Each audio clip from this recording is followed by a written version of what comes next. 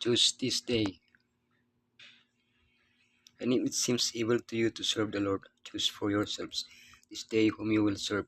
But as for me and my house, we will serve the Lord. Joshua felt his end was near. He had fought the good fight. He had finished the race.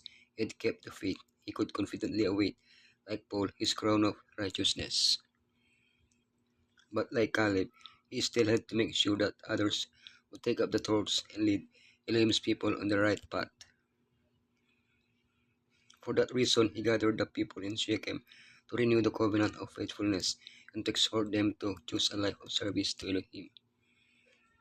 The story that Elohim wrote, the call to integrity, the election of the people, the renewal of the covenant, the continuation of the story that Elohim wrote. And I have given you a land for which ye did not labor, and cities which ye built not, and ye dwell in them, of the vineyards and oliveyards which ye planted not, to ye eat. The place chosen by Joshua for his final speech was a historical place, Shechem. It was the first place in Canaan where Abraham camped. It was the first place in Canaan where Jacob camped. It was the only possession acquired by Jacob. There Jacob buried the foreign gods that his family still possessed. Joshua began by telling them about the strange gods that their ancestors worshipped. From there, he reminded them in the first person of everything Elohim had done. I took, I brought, I increased, I sent, I struck, I brought out, I brought you in. I delivered them, I destroyed them. I did not listen to Balaam, I delivered you. I gave them up, I sent flies, I gave you the land. In this account, generations pass one after another without distinction. All are included. Those who listened to Joshua came from beyond the river. They went down to Egypt. They left with great power. They crossed the sea. They took Transjordan. They possessed Canaan. What Elohim did with their ancestors, He is doing with them, and He will do with us today. The call to integrity. And if it seem evil unto you to serve the Lord, choose you this day whom you will serve, whether the gods which your fathers served that we are on the other side of the flood, or the gods of the Amorites, in whose land ye dwell. But as for me and my house, we will serve the Lord. Just as Jacob invited his family to bury their gods before renewing their covenant with Elohim at Bethel, Joshua invites the people to abandon their gods before renewing their covenant with Elohim. They were to fear Elohim and serve Him in sincerity and in truth. What does this imply? To fear Elohim, to show profound respect for Him who is infinitely greater than I, and to accept Him as my King and Lord.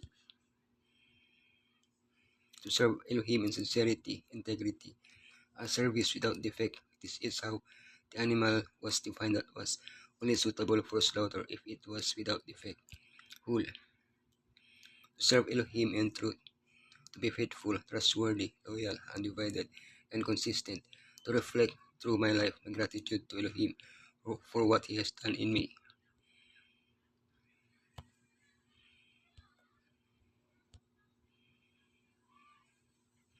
The election of the people. And the people answered and said, Elohim forbid that we should forsake the Lord to serve other gods. What was the response to Joshua's call?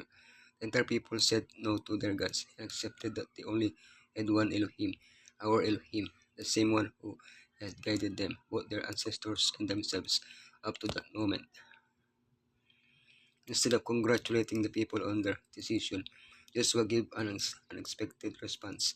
You are unfit to serve the Lord. What a disappointment. Joshua had heard his parents make the same promise and had seen how they had repeatedly broken it for 40 years. This harsh response achieved its purpose. The new generation was determined not to repeat the same mistakes. The renewal of the covenant. So Joshua made a covenant with the people that day and set them a statute and an ordinance in Shechem. To conclude his speech, Joshua asked them to remove the gods that are among you and to turn their hearts back to Elohim. For the third time, the people pledged to serve Elohim.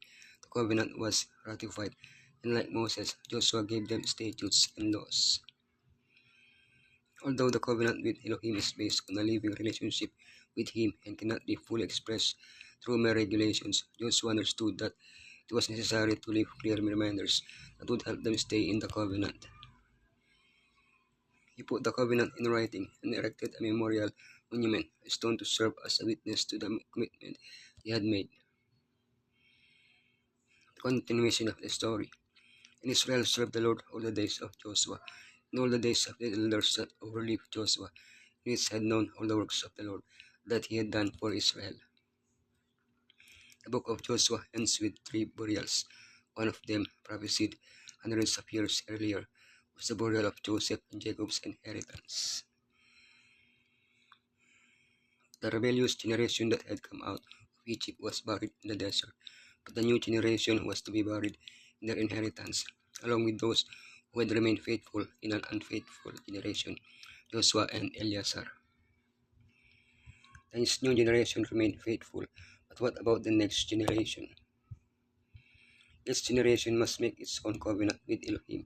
The faith of their parents can help them make the right decision, but the decision is theirs. Let us make our decision today. As for me and my household, we will serve the Lord.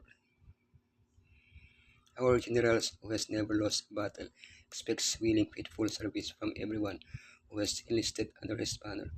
The closing controversy now waging between the forces for good and the house of evil expects all, laymen as well as ministers, to take part. All who have enlisted as his soldiers are to render faithful service as minutemen, with a keen sense of the responsibility resting upon them individually.